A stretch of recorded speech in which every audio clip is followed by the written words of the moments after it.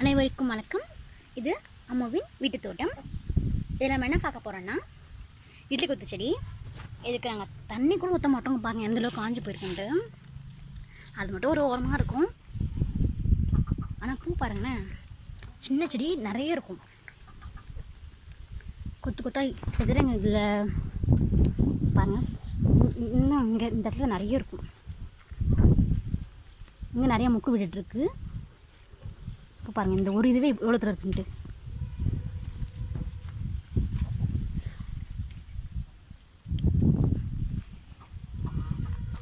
நிறைய இருக்குது.